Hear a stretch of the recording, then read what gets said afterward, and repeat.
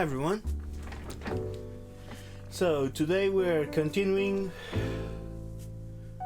with the Great Ace Attorney Chronicles, more specifically the Great Ace Attorney Adventures. We are on the episode 2, The Adventure of the Unbreakable Speckled Band, and we are on the part 3 of the investigation. Let's get on with it.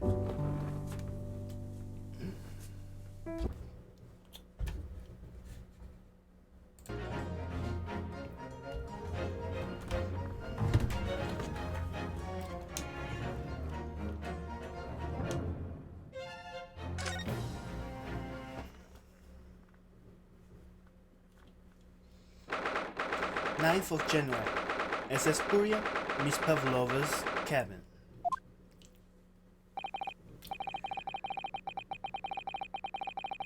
Somehow the door to the cabin we were in ended up bolted after he made an emergency stop. Susato-san took a deep breath, then gently slid back the bolt.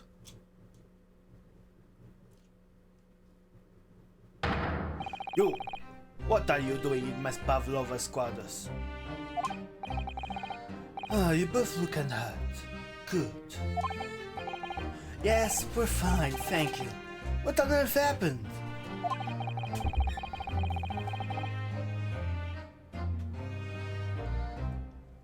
We heard something about how we were going to collide with another ship.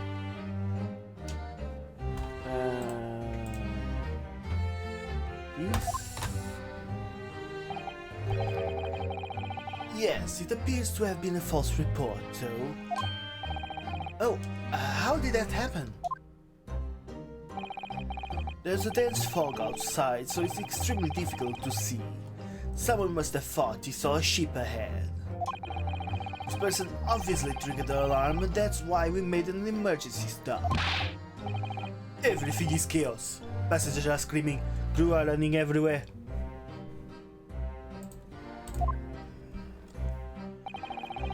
First class area is the only quiet part of the ship at the moment. Oh, I see. Someone triggered the alarm? Does that mean that someone pressed that button outside? Ah, you wicked intruder, dressed in all in black. You are the devil. Sorry? Me? Been called a lot of things before, but devil is at first. You opened my traveling case. How could you? What? No, we didn't touch it. That's right, Miss Pavlova. It was already open when they came into your cabin. Spectre. Yes? Arrest this man. I know he did it. He's a criminal. It's not enough that he has killed a man. Da! This is the way as hell. If Vixen promised not to steal, she can. Do you believe? Take him away. He's a trespasser as well as everyone else. Stowing away, trespassing, killing. She's right. You're the devil. You are devil. Doesn't look good, does it? There is cell below deck. Throw him in. Tomorrow we dock in Hong Kong. Then we give you straight to police. Wait, a cell? Please, Inspector Osanaga, is there nothing you can do? This is a Russian vessel. I really have no jurisdiction here. After my last effort to appeal to the captain's good nature, I think I'm out of options. This is terrible. This is a real crisis. We got to find a solution. Immediately.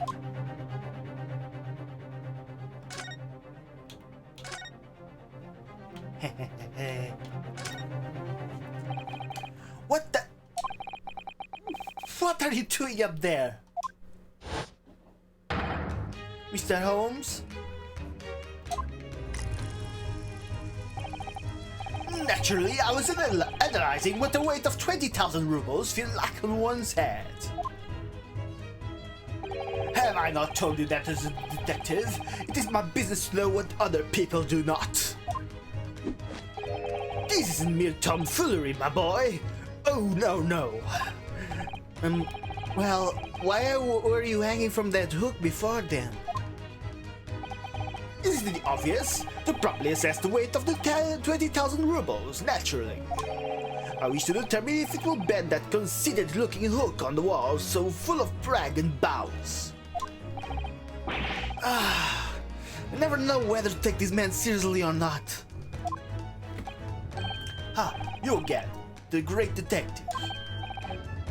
Inspector, I confess I've been looking for you. I have something to report to you most urgently. Well, you might try looking for me somewhere other than the hook on the wall next time. What is the report? Speak. An urgent report from a great detective can mean but one thing. Yes.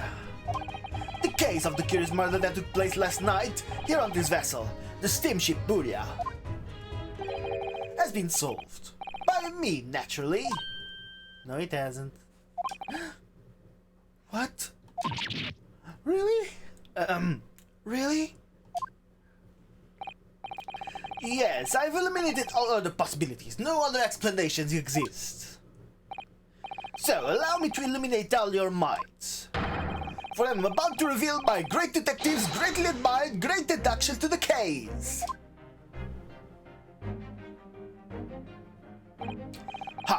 You have solved it. Even Hedgehog understands this case.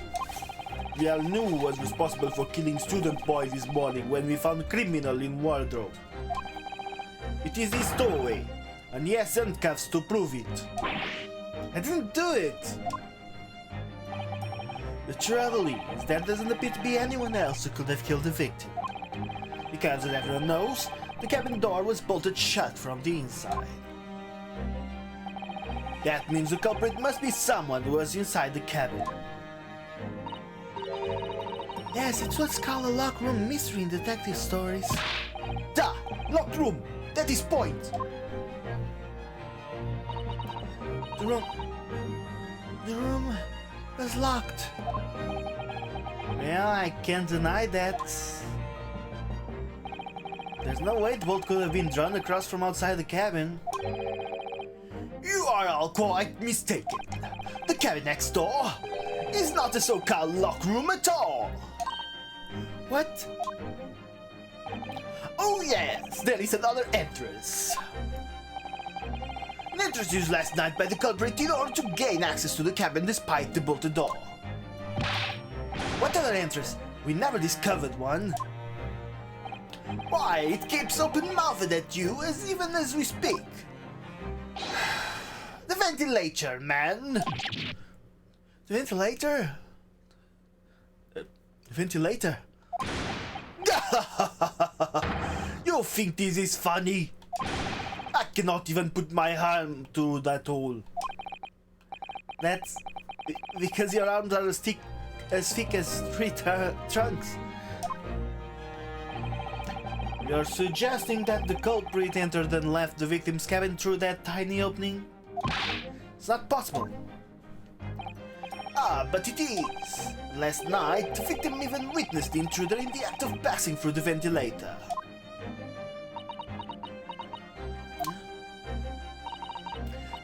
Mr. Holmes, do you mean? Are you referring to the words Kazuma-sama wrote in this diary? 1:23 a.m. I can hear a faint whistling sound. 1:45 a.m. What looks like some sort of speckled band is dangling from the ventilator grill. Precisely, my dear madam. What does it mean?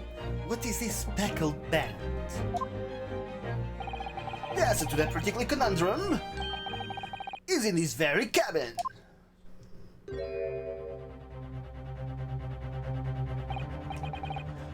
Mr. Holmes, what are you doing?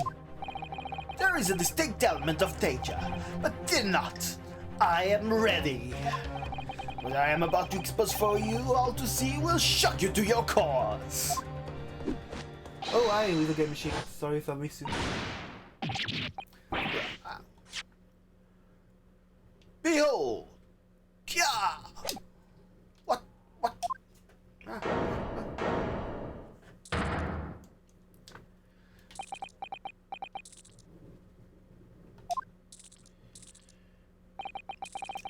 me to introduce you all. Yeah, I'm doing well. I took my first shot at the vaccine yesterday. To the band! The speckled band! Snake? Indubitably. Indubitably. And how are you doing?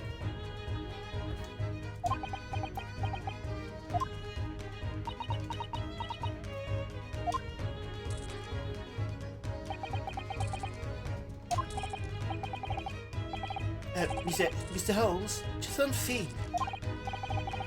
Pray, what troubles you?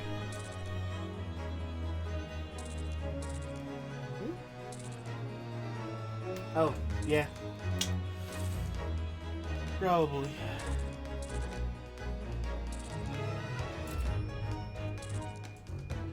Pray, what troubles you? Well, that snake isn't really speckled, is it? It looks more stripy, wouldn't you say? I'm glad.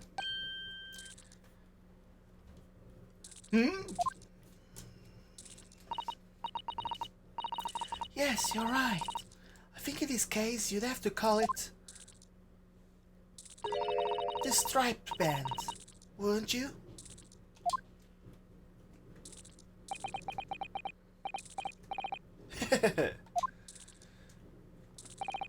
You both see and observe with distinction. However, do you not think that is precisely the trap into which the culprit wishes you to fall? Oh my goodness, really? It's a trap? How exactly?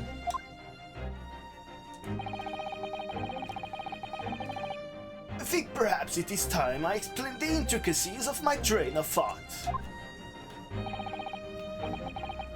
Are you ready, Miss Pavlova? I'm sorry for the young man who died, but that is all. His death is nothing to do with me. This whole thing is nothing to do with me. There are two conclusions I have drawn from the facts. Number one, last night, your friend infiltrated the victim's cabin. And number two, that same friend was responsible for the victim losing his life. That's not wrong, but probably the details are wrong. No! She's turned as white as a bowl of rice again.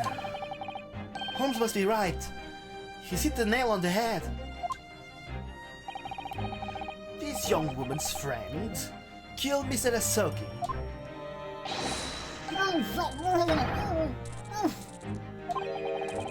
Looks like he can't speak with that snake coiled around his head. I will advise as little movement as possible, Seaman. You wouldn't want the fangs of that long friend in your neck. So, everyone, let us begin. Sherlock Holmes is proud to present his logic and reasoning spectacular.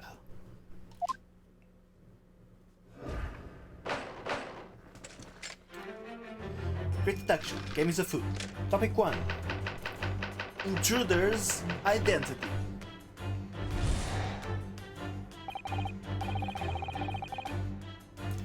Miss Pavlova, a moment ago you claimed the following.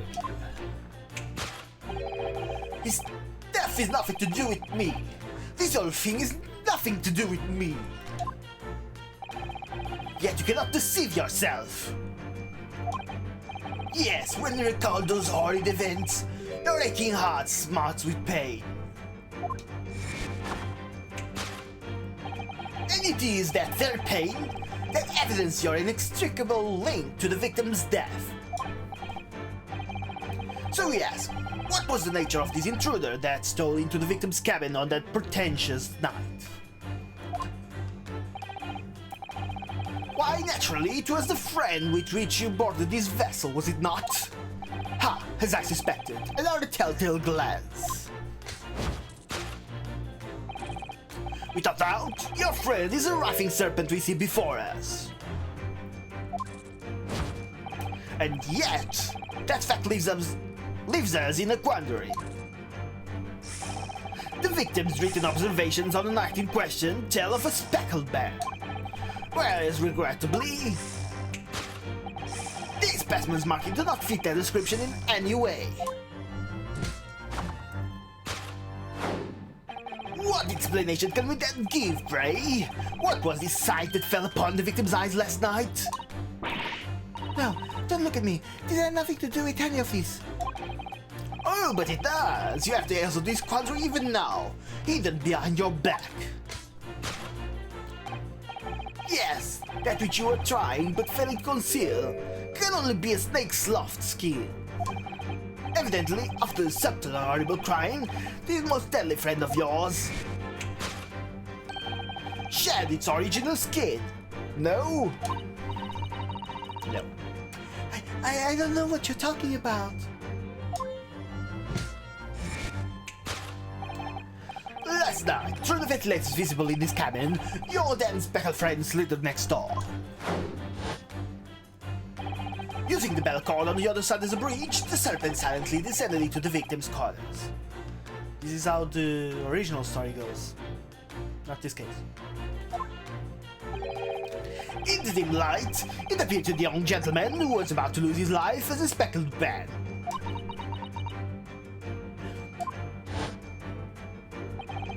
In summary, the nature of this friend of yours, which last night infiltrated the scene of the crime, is a rare breed of a snake which markings change each time it slows its skin. Snake so dreadful, we can only imagine it will be found in the deepest depths of India. Conclusion: a beloved speckled snake. Topic 2. How Mr. Asogi died. Moving on, we come to the heart of the matter, the great demise of the victim. How did this young man lose his life, and why? According to the data of which I have been apprised, it will be there were no visible signs of injury.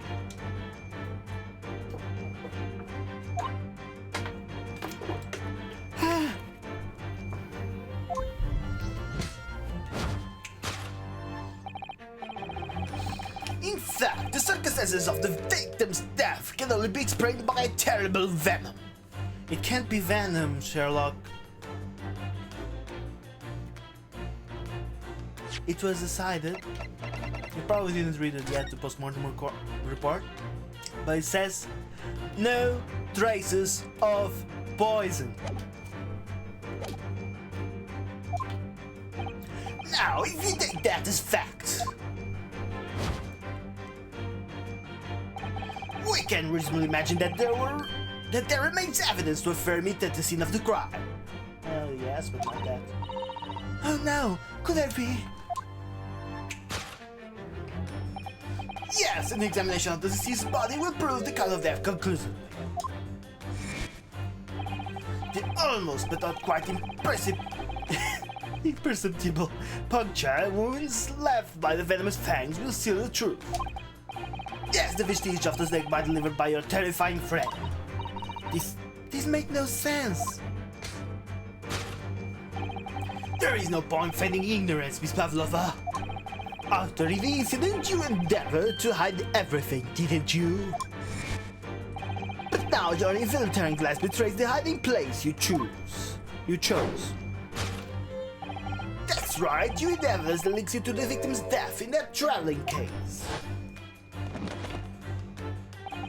When we first met in this cabin, it came to my attention that your case moved periodically. Your serpent assassin was restless inside, no doubt.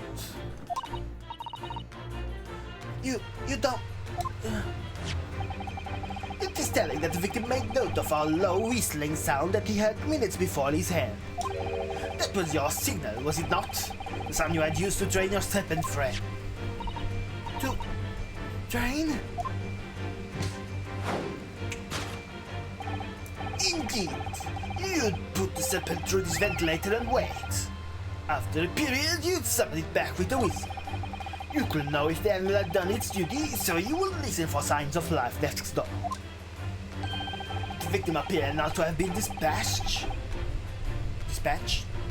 You'd release the snake once more. Do you deny the snake has undergone such training? It's not true. Having slipped through the ventilator and down the bell cord, the creature needed only to sink its fangs in once. And its fang would pass through the victim's veins, ending his existence forever. That is the true nature of the speckled band that took the poor young man's life. There can be no doubt. My logic is infallible. No, it isn't. No, it isn't. Conclusion. Death by a venomous snake's bite.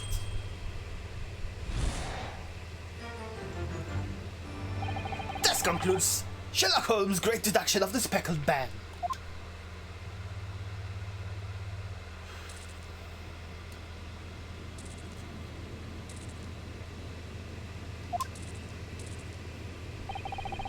Mr. Pavlovas trained their pet snake as a killing machine.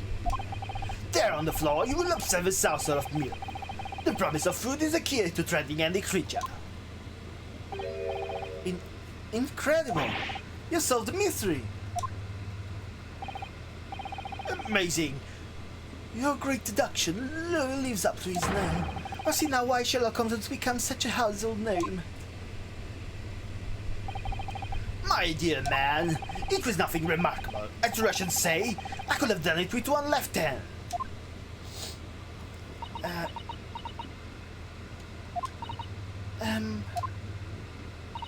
Could I venture an opinion, Mr. Holmes?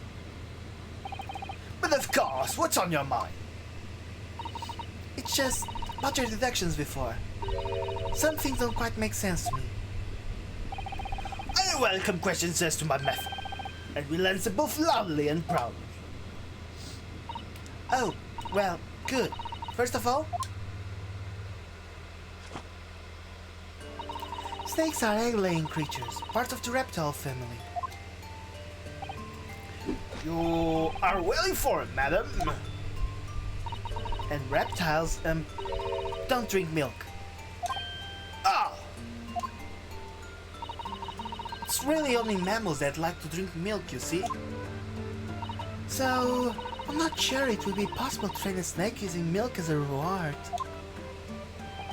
No matter.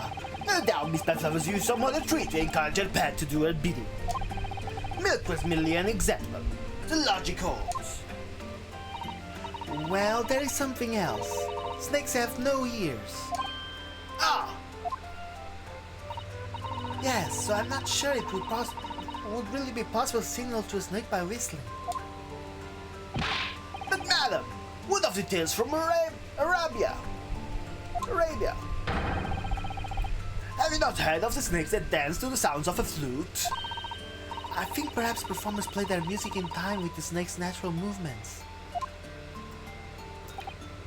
Oh, I see. No hands, no feet, no ears. These creatures are so inept as to be practically useless. Don't take it on the snakes, Mr. Holmes.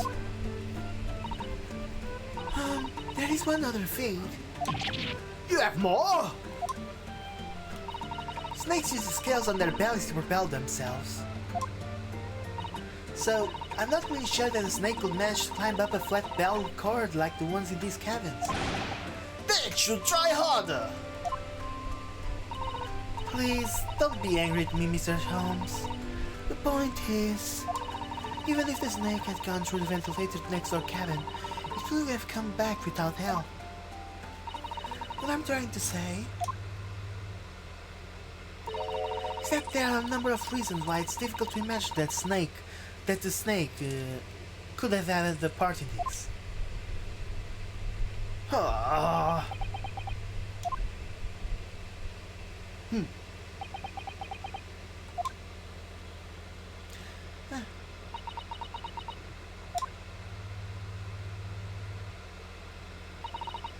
I think you need to step in and help again, Mr. Naruhodō. Oh no, you don't mean... Yes, you need to modify Mr. Holmes' latest deductions and turn them into the great ones they ought to be.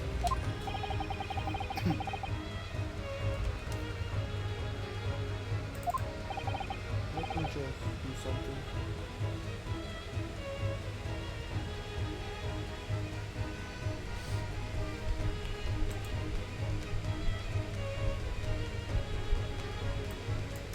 There's something wrong with the chat.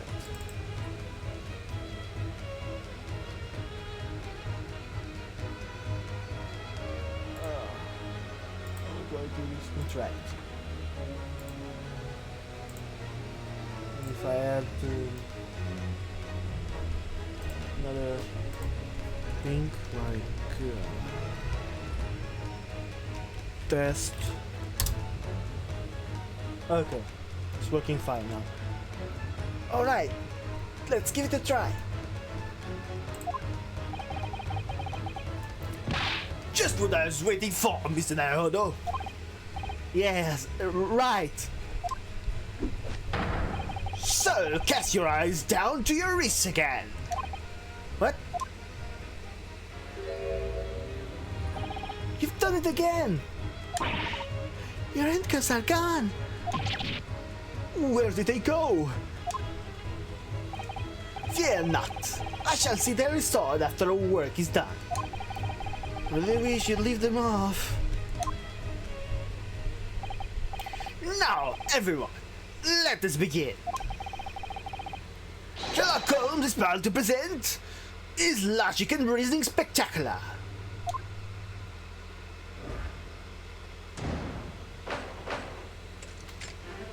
Course correction. Hold it, Mr. Holmes. Topic 1. Intruder's identity. This Pavlova moments ago reclaimed the following. His death is nothing to do with me. This whole thing is nothing to do with me. Yet you cannot deceive yourself. Yes, when you recall those horrid events, your aching heart smarts with pain. She does have a pain expression on her face. Yeah, that's true. She looks as though Kazuma-sama's death is weighing heavily on her mind. But you're not sure Mr. Holmes has rather quite correctly, is that it? Could there be some other ways to interpret her expression then? Let's take a moment and really look very closely at Miss Pavlova.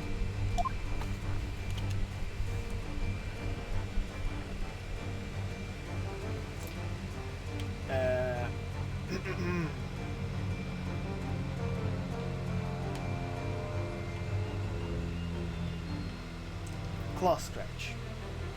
Yes!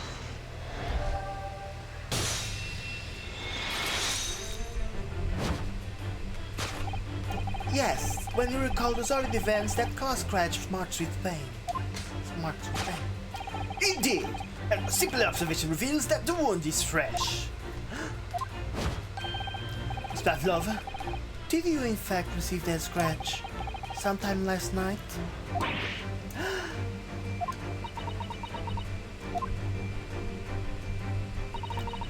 When I think about the young man who died next door, I feel so sad.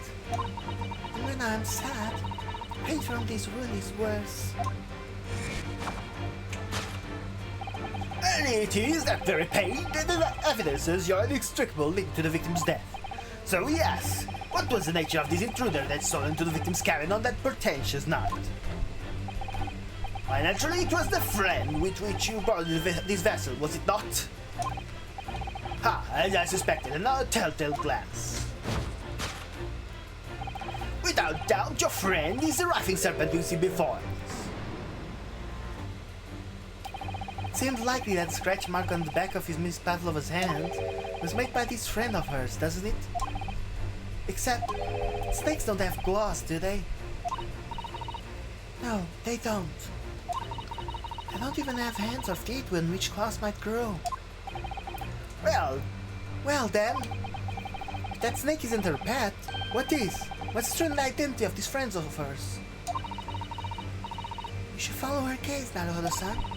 That's where we'll find the answer.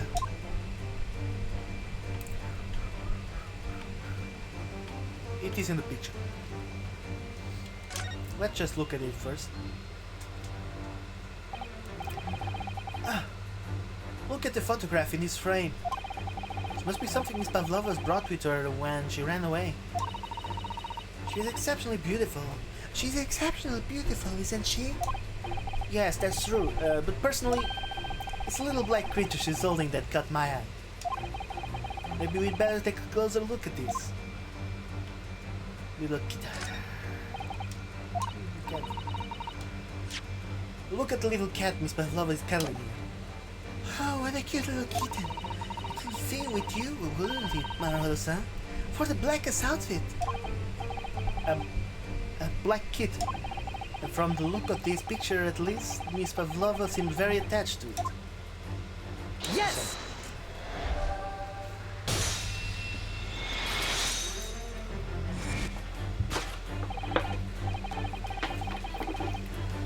Without doubt, your friend is a little kitten you see before us. Yes! To scratch on the back of your hand makes that abundantly clear. Oh no! The whereabouts of this black kitten isn't clear.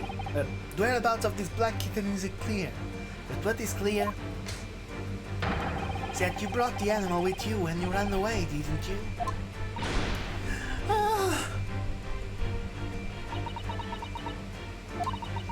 Tarka is my best friend. I cannot leave her behind. Tarka will appear to be a Russian blue. And yet, that fact leaves us in a quandary. The victim's riff and observation of the night in question tell of a speckled bag, whereas regrettably, these specimen's markings do not fit that description in any way.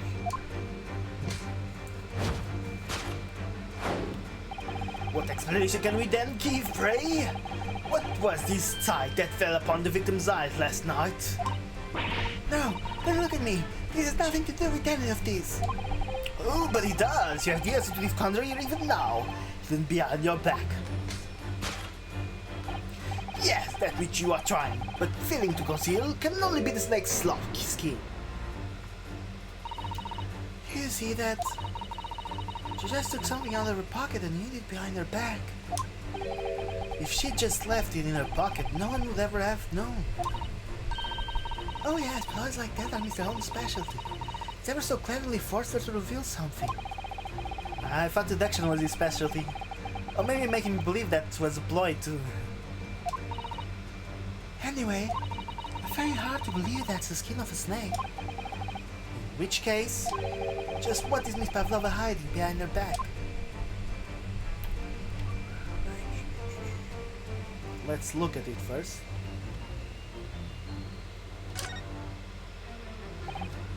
Well, it is speckled and it's a band, but... What is... was the wrong person?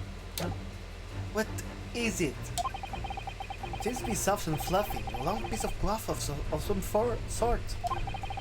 And that looks like a handle at one end. I think it may be a cat's toy. This sort is common in the West, apparently. How is that a toy for cats? Cats like to chase the band around and paw at it. People in particular love that sort of play.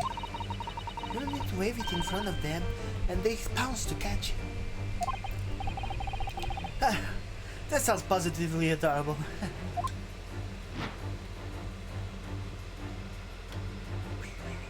Yes!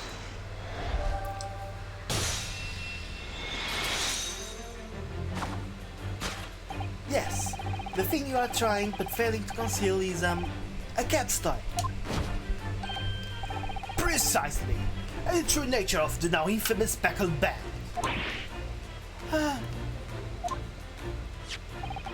And it was this toy that you dangled through the ventilator. You have it around, I presume. Naturally, the victim could not fail to notice it.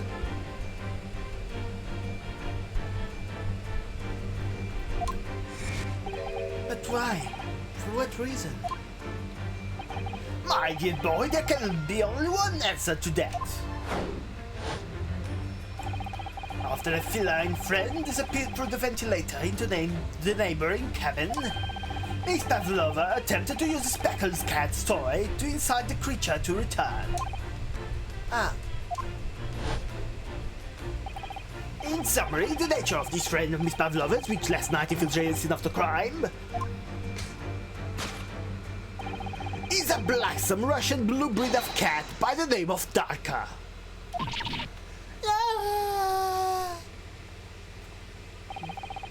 A truly troublesome feline young duck is proving to be. She must be caged once found. You will forgive us for borrowing the photograph of your pet, Miss Pavlova. Photograph of Miss Pavlova and Darka has been entered into the court records. Photograph of Miss Pavlova's and her friend, a kitten named Darka. Tiara she would wear on stage can also be seen.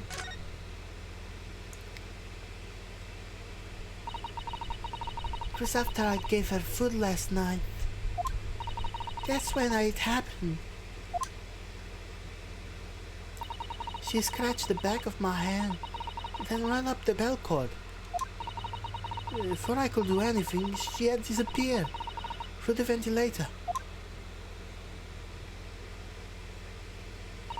Darka, she's so naughty. A beloved kitten. Conclusion. Solved. How Mr. Sogi died is the second topic. Moving on, we come to the heart of the matter, the grim demise of the victim. How did this young man lose his life, and why? According to the data of which I have been apprised, it will appear that there were no visible signs of injury.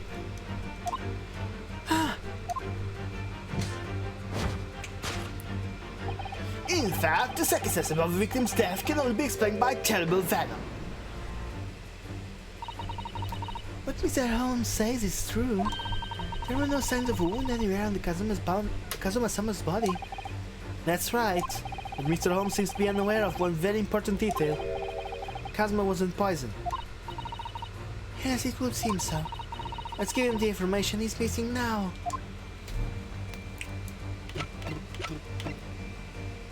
Present. Yes!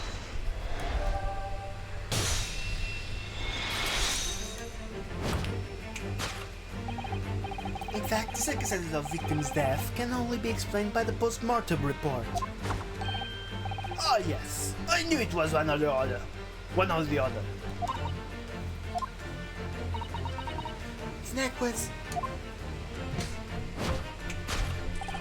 Indeed, the breaking of the cervical vertebrae is fatal. Only that Goliath will be strong enough to survive that.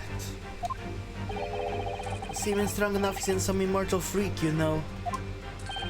The jury's out. Anyway, we have on good authority that the victim's neck was broken. Now if we take that as a fact, we can reasonably imagine that there remains evidence that affirm it at the scene of the crime. Oh no, that'd be... Yes, an examination of the deceased body will prove the cause of death conclusively. Kazuma died because his neck was broken. In other words, he was probably struck by something or someone. Yes, that's a distinct possibility. Just yet, no weapons have been found, though. Presumably Darkus didn't silently creep up behind Kazuma dealing him a fatal blow. I suppose it's possible that he had fallen hit the ground awkwardly. It could have been a terrible act of misfortune that he broke his neck completely by accident. Oh yes, a bad fall could explain it. It's very hard to believe it was Kazuma-sama, though. He wasn't a clumsy man. Well, we need to fix this deduction somehow. Is there anything from the scene that could explain what happened? Yeah. It is, isn't it? Yes!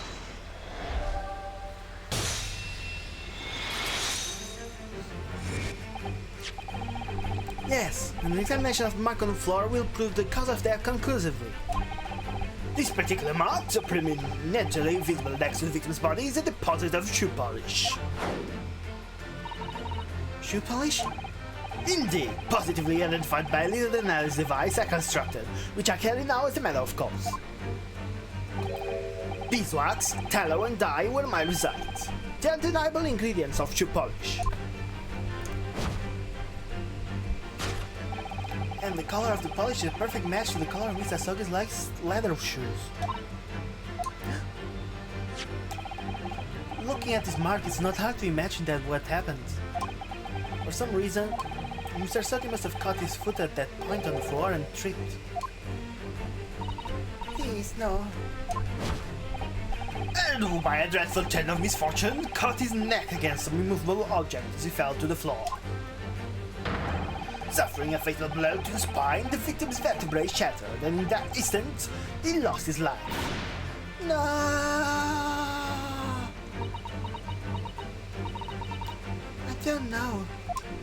I don't know anything about this. Step really true, Miss Pavlova. What about the evidence left at the scene where Mr. Sogi lost his life? Yes, the facts are as clear as day to me. You did all you could to conceal the incriminating evidence. But now your involuntary glance betrays the hiding place you chose. That's right. You ate the evidence that links you to the victim's death in that traveling case. I don't believe it.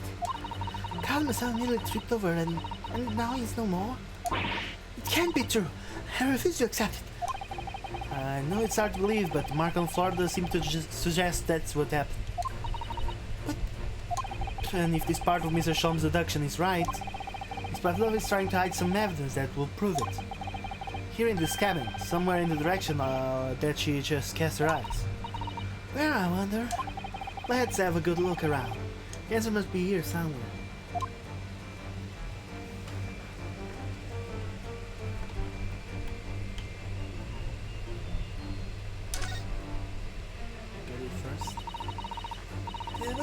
Waste paper basket. Perhaps all the first class cabins have them. Miss Pavlova only started occupying this cabin late last night. Presumably there's not much rubbish in there yet. Oh, what's that? It's a broken piece of glass, isn't it? Yes, it is. And I feel like I've seen it somewhere before. It looks familiar. Perhaps it's more than your mind simply playing tricks on you. Yes!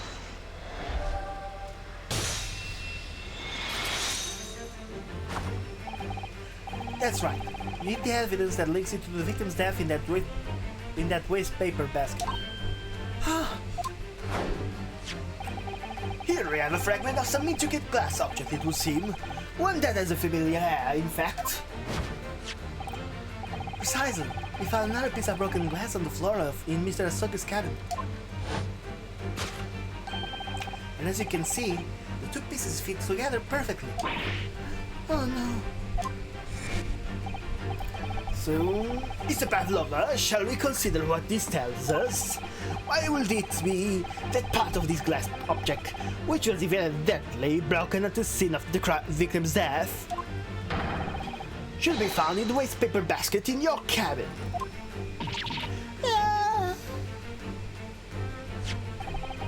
Well acquainted with this glass bell, are you not? I don't know. That Russian accent of yours will save you this time, dear girl. Why? Because we have conclusive evidence linking you to the bell in question. What? Take it away, Mr. Naruhodō. Yes. Yeah, this linking Miss Pavlova's and a little glass bell. That will be this photo. Yes! If you look at this photograph, you can clearly see that hanging from darkest color,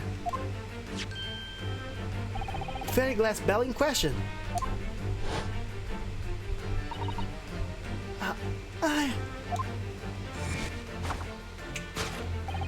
The truth has caught up with you, Miss Pavlova.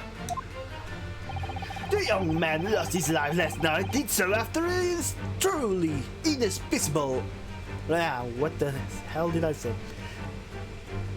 Did so after a truly inauspicious fall.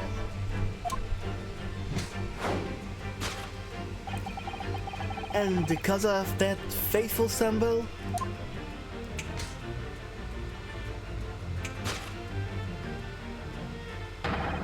your absent feline friend, Darka.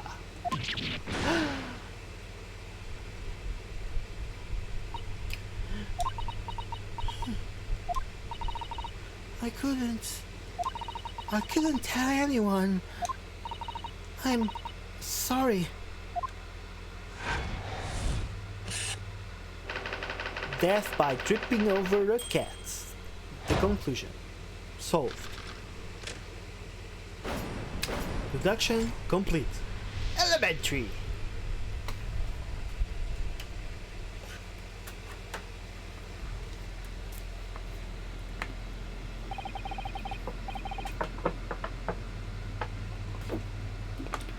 Why don't you tell us now, Miss Pavlova? Tell us exactly what happened last night.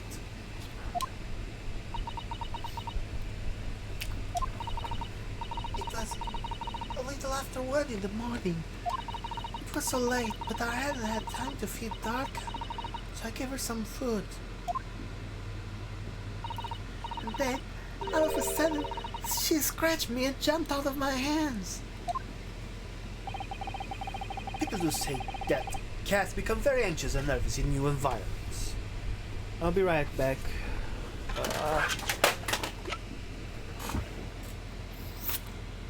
Remote fell. The controller fell. Let's go to be right back.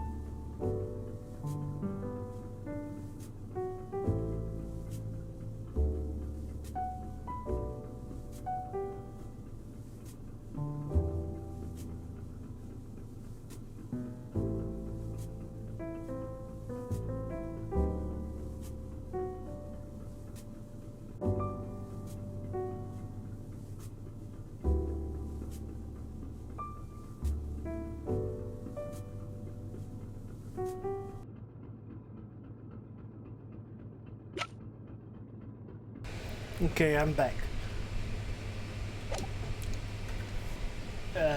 People do say that cats become very anxious and nervous in new environments. She was so fast, she disappeared through the ventilator before I could stop her. And that is how you acquired a rather nasty wound on the back of your hand, I take it? Yes. I had read the rules on the wall, so I knew that I was not allowed Darka with me. Yes, modern science suggests that animals can carry infectious diseases. It's a precaution, really. So I listened and listened, trying to hear if there was some noise in the next cabin. It was very quiet. I was sure if someone was there, he must be sleeping. So at that point, you thought it safe to try to lure the kitten back again. By dangling the end of the toy through the ventilator into the toy cabin. Tarkawa lost his toy, but it didn't work. Nothing worked. I tried using a favorite toy, I tried whistling to her softly, but nothing. She didn't return.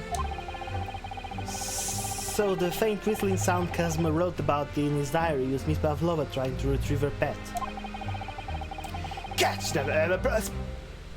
have a propensity to remain hidden in the shadows when frightened. Yes, so there was nothing else I could do. I just had to wait until she had calmed down. But then... Fuck.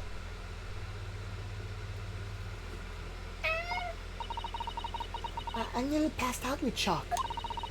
I heard her cry out and then... it was such a dreadful bang. Then afterwards, nothing. It was totally silence. Kazuma was...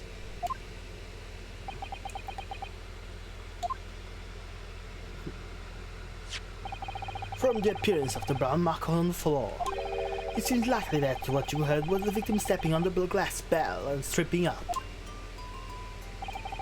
The SS Buria is a large vessel, but even she can pitch and roll violently without warning. Mr. Stoker is already off balance as a result of the ship lurching when the kitten got under his feet. That the combination of unfortunate factors could easily have caused him to fall over.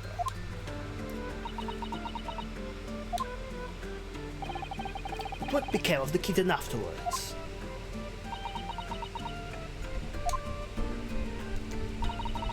In the end, I managed to get her to come back through the vent later. Yet Docker is nowhere to be seen. I must have forgotten to lock my case. Now she disappeared again. Gracious, that cat is as insufferably restless as I am. Well, he knows something about himself at least. When I woke this morning, I heard that young man in the cabin next to mine had died. I couldn't bring myself to tell anyone that had happened. I was too scared. Scared that they would send me back.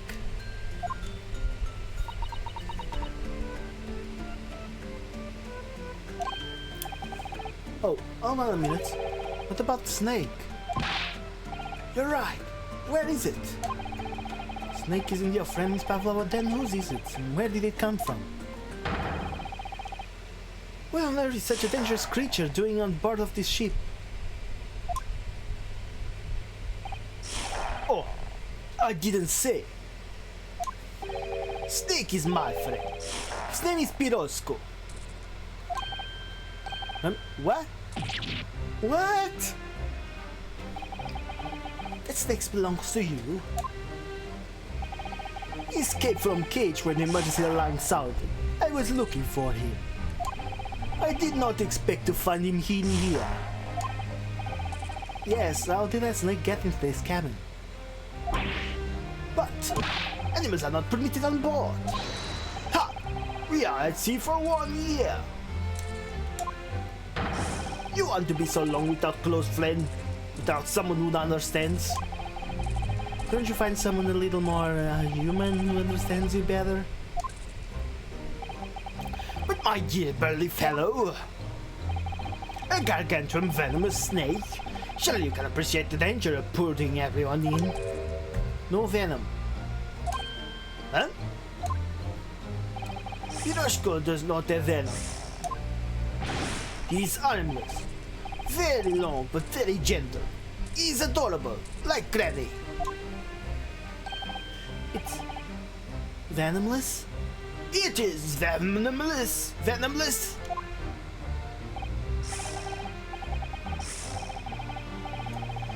Yes, now he's hungry, so he's in bad mood. Once I feed him, you will see a big smile. And you feed him what?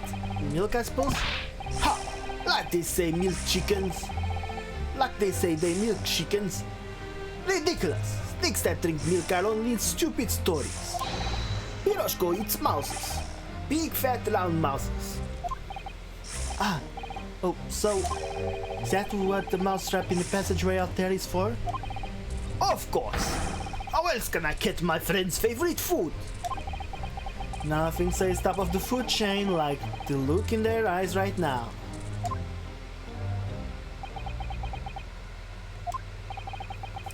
It refuses to drink milk, it can't hear a whistle, it can climb up a bell cord and it's not even venomous.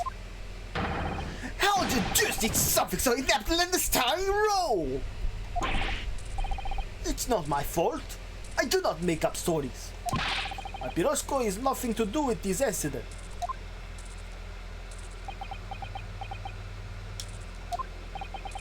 So that's what happened. That's the truth behind my best friend's tragic death.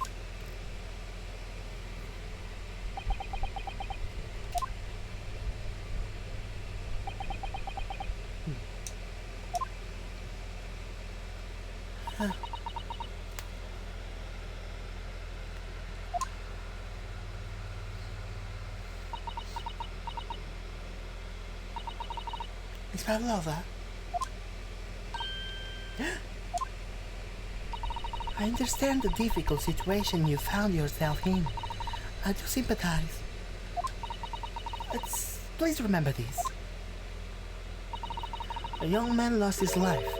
If you're going to attempt to cover up your guilt with lies, then no matter what circumstances, I cannot forgive you.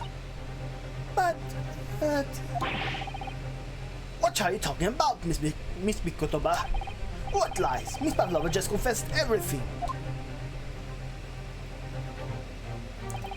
It was just a series of unfortunate events. An accident.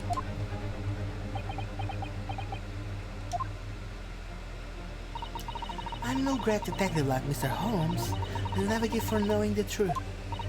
But even I can see that was not the truth. Don't you agree, Mr. Naruhodō? To be perfectly honest, yes. There's a discrepancy in Miss Pavlova's story. I'm sure of it. I just can't quite put my finger on it.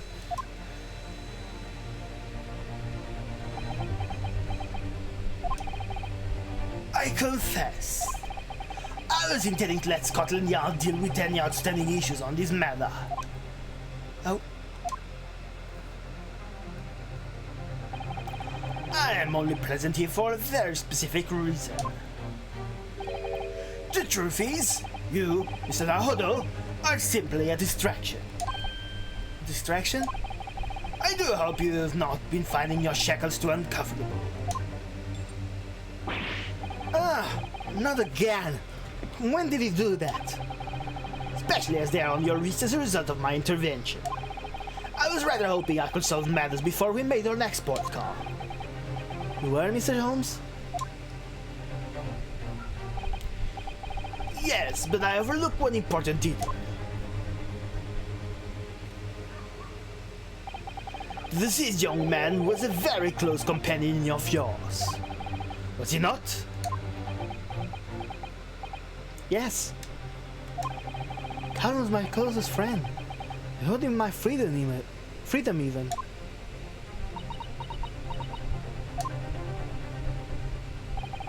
In that case, we must follow this to its conclusion. No further distractions. You must uncover the real truth here, Mr. Naruhodō. Yes, whatever that may be.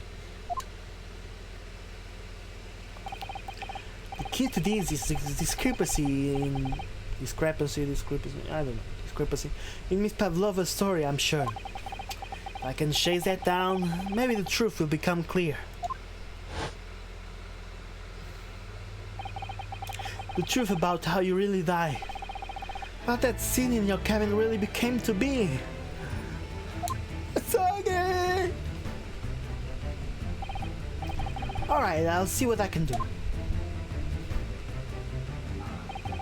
Excellent. Thank you, Miss Naruhodō. So then, shall we begin? Yes. What we should ponder first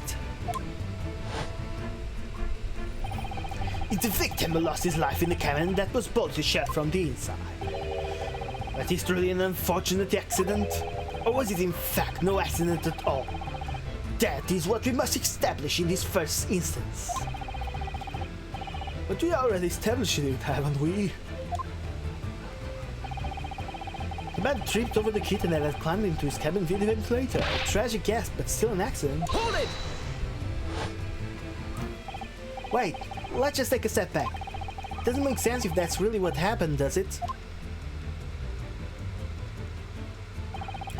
I'm going to have to ask you to spell it out for me, I'm afraid. Yes, it's starting to take shape now. There's a clear contradiction between the facts and Miss Pavlova's story here. The evidence is right there in Kazma's cabin. It's undeniable. That couldn't possibly have been a mere accident. Really? Let the show our hand, Miss Naruhodō. I present the evidence. The evidence that proves unequivocally that the victim's death was no mere accident. I think I know, but I don't want to say it. It's this, isn't it? They masqueraded as a murder. Let's try it. The truth is clearly recorded in this photographic print. There's no way that Mr. Soge could have left his message on the floor. That's crypt. It's Russian, isn't it? Indeed it is. The word written means wardrobe. I see what you mean. Most people would leave a dying message in their native language. Japanese in this case. But maybe you're studying Russian. Simple language. He could have picked it up very fast. That doesn't seem likely. That's actually not the point. It makes no difference whether they knew Russian or not. Sorry? What do you mean? Exactly what I said before. There is no way that Mr. Soge could have left this message on the floor. And the reason why is clearly explained in here. Damage to the cervical vertebrae resulting in instant death. Instant death.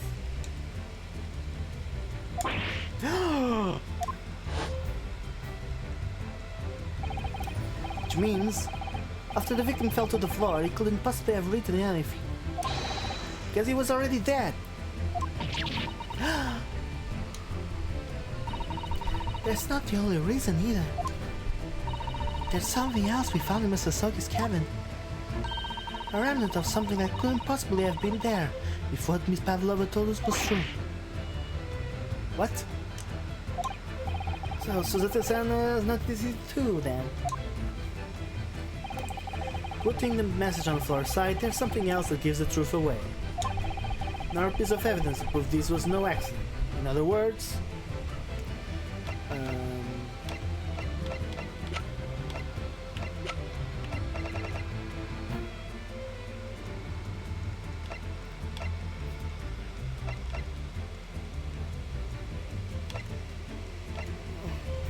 I don't have it, do I? Not seeing what is evidence.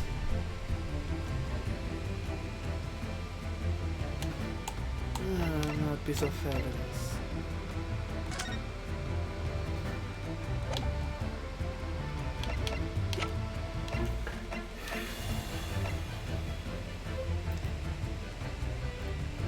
This? I don't know. Let's save. Just in case. Yes! The point I'm trying to make with that evidence. So let's see how Kazma death really happened, I think. I think that your style see nothing of the sort. That was the evidence to prove it. Okay. I know I'm still coming. I don't care.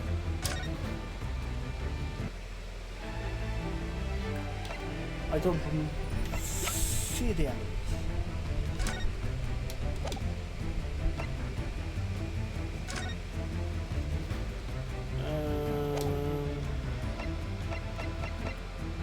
Is it the paper seal?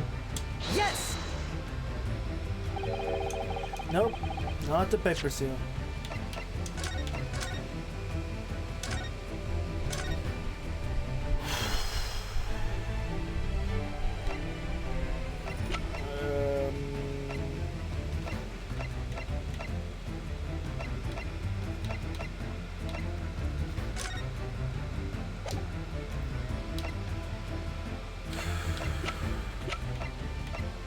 Casper's diary?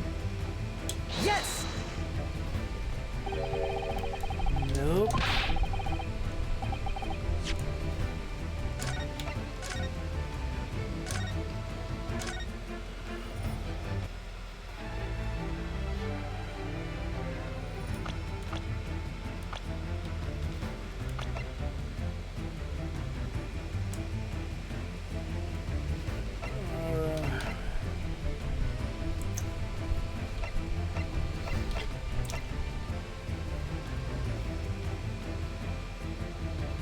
Yes!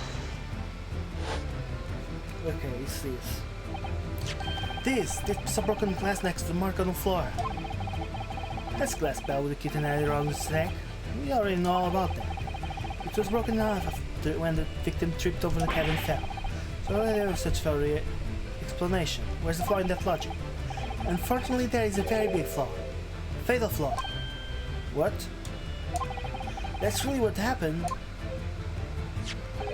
Then how did one half of the bell end up back here in this cabin? Ha! Yes, remember when we found the other half of the glass bell in that waste paper basket? Could you care to explain that, Miss Pavlova? Oh no. Both these pieces of evidence clearly point to the same conclusion. And when Mr. Sogi died last night in his cabin, there was someone else in the room. That same person deliberately arranged the scene to disguise the truth. Now to cover up his or her own guilt. Yeah.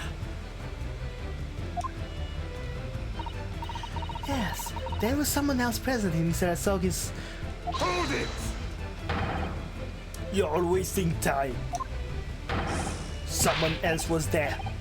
Duh, of course. You know this. What are you talking about? Bulkhead was bolted shut from inside. There was no way in or out. Oh yes. The only other person in the cabin when young student died. And only other person in cabin when young student died was you. Yes! It's true, I was in the cabin when it happened. You are shut inside the cabin wardrobe, to be precise about the details. I don't know Russian. There's no way I could have left that message. Not would have.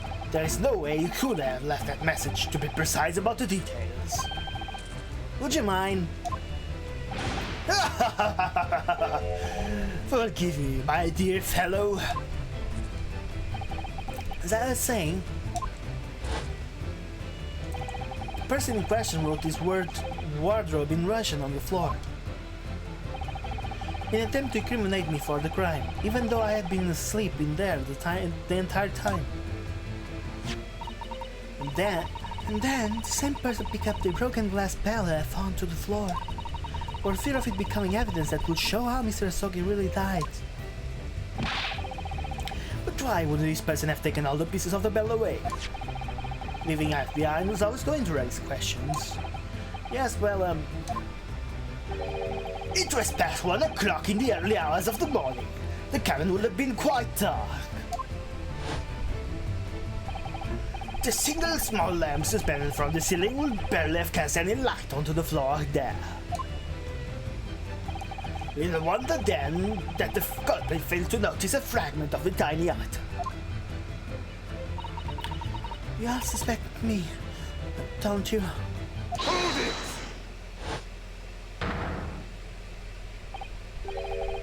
Cement strong enough. Ina is woman of sea. She is daughter of strong sailor. 2 years ago, they noticed her dancing skills and she went away to join ballet company. Right before, she was dancer on this ship, a member of the ship's band. You do not accuse ship's angel of being criminal. So that's it. Say that when young student died, Nina was there in this cabin. That is not possible. I give my tooth. This is almost interesting. And why would you give your tooth, Ray? How can you be so sure? You are a great detective. You should know. Look through Finn's eyes. Kevin Bōken would expose it shut from inside. Nobody could go into camp. Not Nina, not anyone. Or you want to tell me that killer can walk through locked doors? Yeah, it's impossible. He's right. Wait, I've read about these in detective stories. Don't tie thread around door latches so they can open and close them from the outside. You already said that wasn't the case. Threads? Are you stupid? These bulkheads are not barn doors. Certainly not. These are watertight doors as one would expect to find on any modern steamship. Constructed of heavy steel with not a gap inside. No threads or needles or magnets could have been used. Oh, no, of course not. I thought so too. But Mr. Naruhodō suggested it earlier, so... Suhata-san, how could you shift it onto me like that? So, seaman strong enough as a very point. The cabin door couldn't be bolted or shut from the outside. Not necessarily. What? What?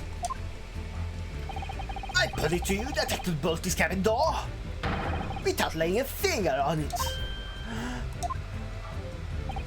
And in this very cabin, we can see the traces of the method I have in mind having been used before. I don't believe it. Well, Mr. Naruhodō, I believe you know what I mean, don't you? Wait, shut the bolt of the cabin door from the outside. One way does spring to mind, yes. Do you really know what Mr. Holmes means, Mr. Naruhodō? Yes, and so should you. Because we've seen it happen. Indeed we have. So would you care to do the honors, Mr. Naruhodō? Point out the telling signs of the method that was used to slide the cabin door bolt across from the outside.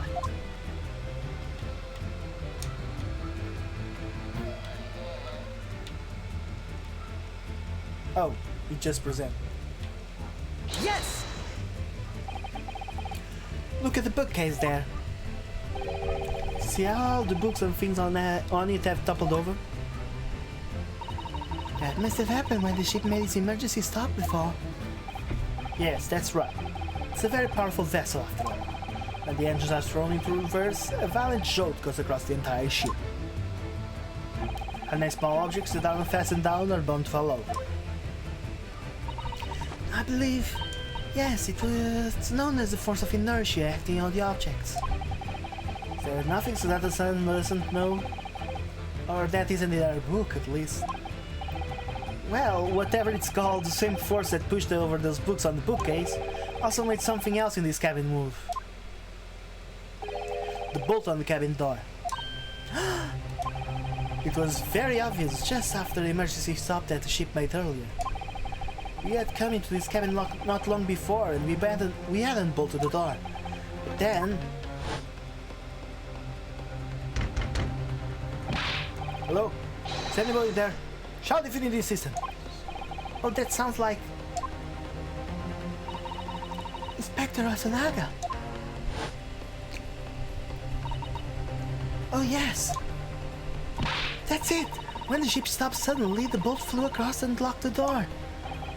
Yes, it's made of metal, but it's small and light enough to be moved by the ship's sudden change of speed. Or the Force of Inertia, if you want to call it that. Are you trying to say that last night, after Mr. Soki was killed?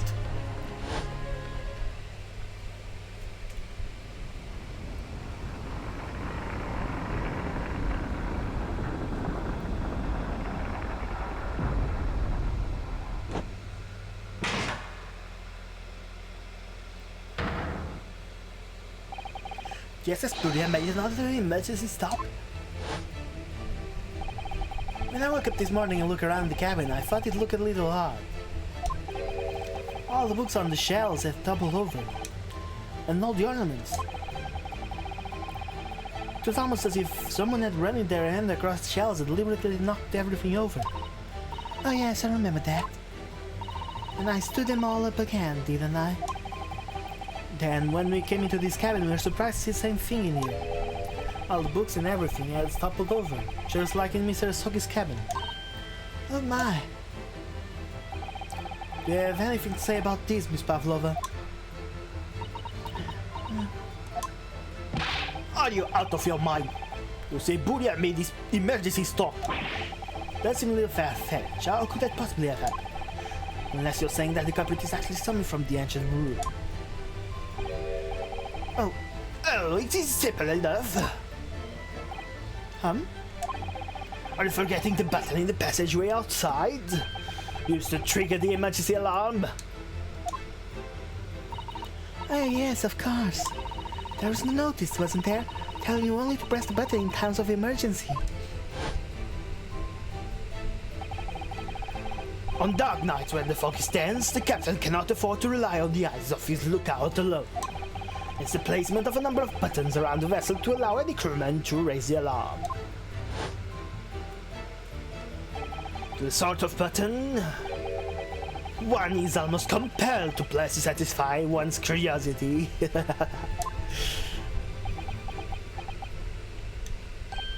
Wait, it was you?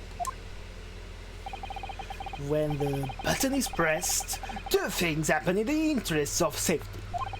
The emergency alarm bell rings and the vessel comes to a complete stop. As indeed it did a little earlier today.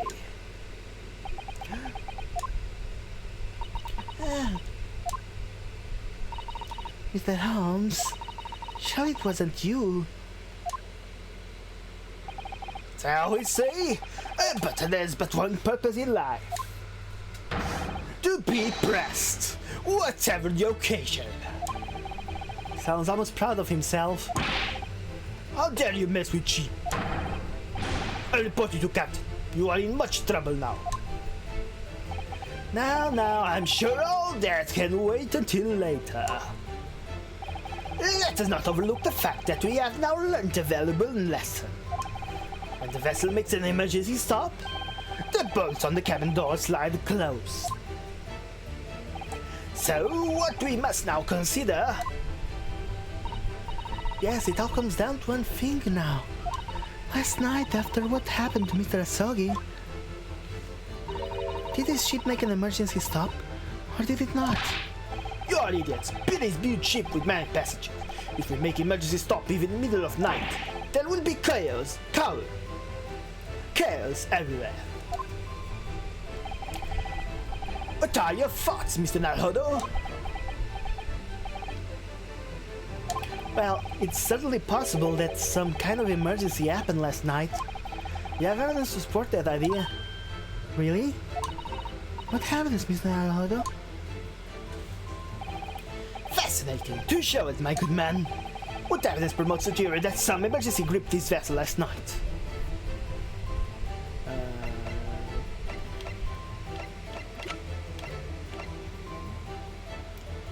Or is this? Yeah, let's say it's this. Also, some say it's coming.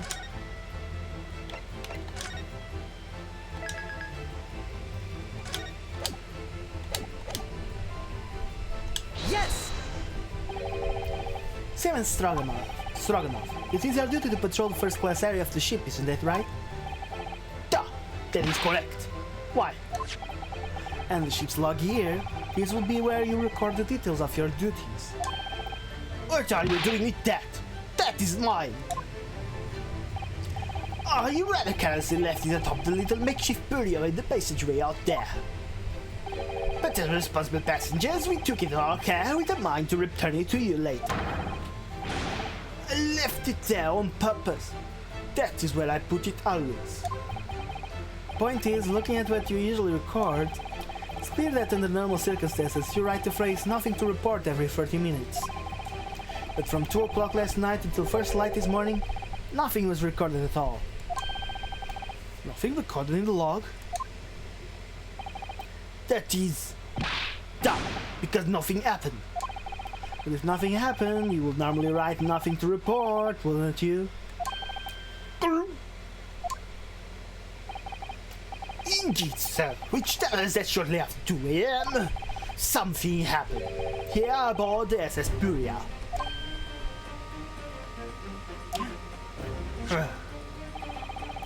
Something sufficiently significant to make you forget to fill in the ship's log, in fact.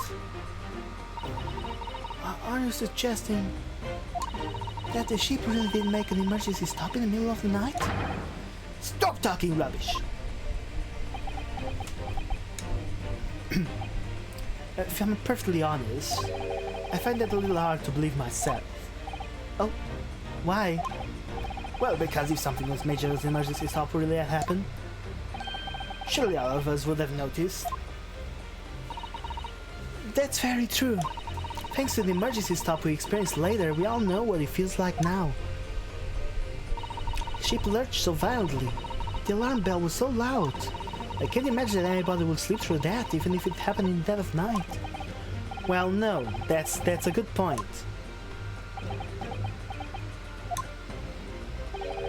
What of the throbbing? Sorry? What do you mean? Your head, man. The throbbing of your head since this morning. We have all suffered with it. Oh, yes, I have had a headache, you're right. In fact, I haven't been feeling myself since I woke up today. nor have I. My head has been feeling heavy ever since dawn. Yes, you have been afflicted, haven't you? Just as I suspected. That's right, my head's been throbbing today too. And since eating dinner yesterday evening, everything has felt sort of hazy. I can't really remember anything that happened after I climbed back inside the wardrobe. And the first thing I'd noticed this morning was the throbbing pain in my head. I had already been dragged out of the wardrobe and had those handcuffs put on me by that point. Why did I wake up when all of that was happening to me? Tell me, Miss Naruhodō, you boarded this vessel as a solo, didn't you? Oh, well, yes. Sorry. The stowaway class of accommodation doesn't usually include meals. What did you survive on? Well, Kazuma looked after me. He was always happy to share his meals. So you enjoyed some of the roast chicken dish that was served yesterday evening, I take it? Yes, in fact. I had all of that. Kazuma wasn't fond of chicken. Really? So the victim didn't eat any of the chicken at all? That's right, he didn't touch it. Is that relevant? My dear fellow, does that not strike you? Oh, Mr. Holmes, do you mean to say that there was something wrong with the chicken? I do. No. Really? Is that really true? The meal prepared for the passenger last night had been tampered with. Tampered with by the addition of a soporific designed to induce a very deep slumber in those who consumed it. Sleeping drug? Do you mean whoever did this laced every meal with a sleeping drug so no one will notice ship's emergency stop? Mr. Naruhodō, of course that's not what Mr. Holmes means. What a far-fetched idea. Precisely. Lacing every meal of every passenger on board with a soporific drug would certainly be impossible. Unless, that is, every single member of the crew was a conspirator. What? Mr. Holmes? Well, seaman...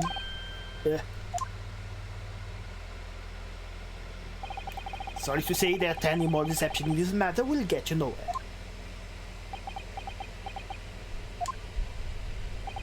If he refused to talk, there will have to be an inquiry made through the shipping company, of course. And were that to happen, every member of the crew and the captain himself would be hauled over the coals for aiding and abetting a renegade.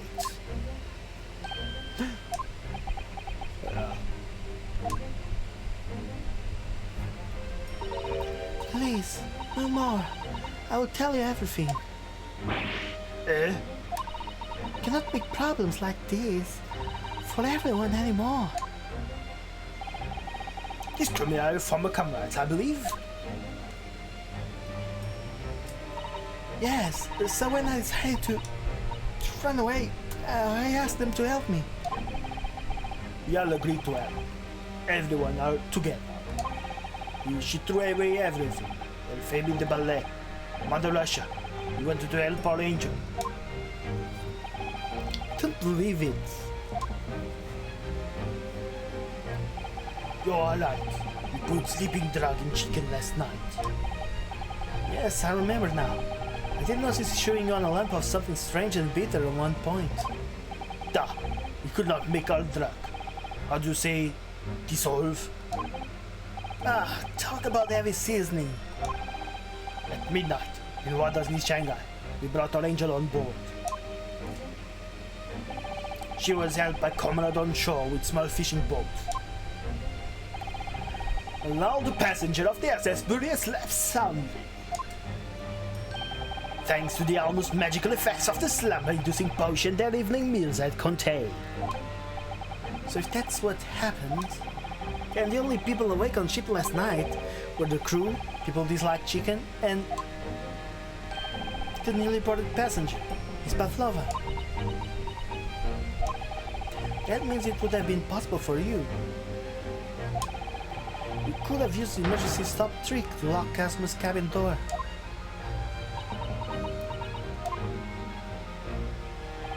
But how did that make sense?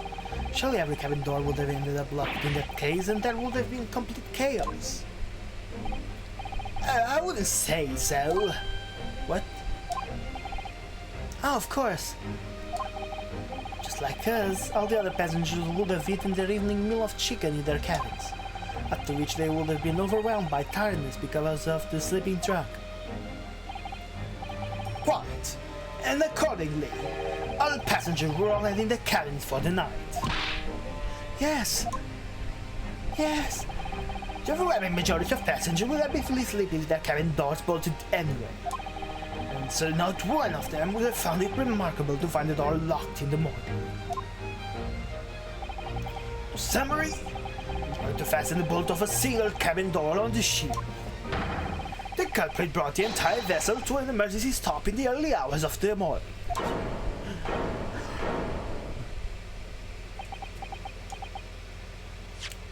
This stream has gone for too long. Let's just save the game and be done with it. Well,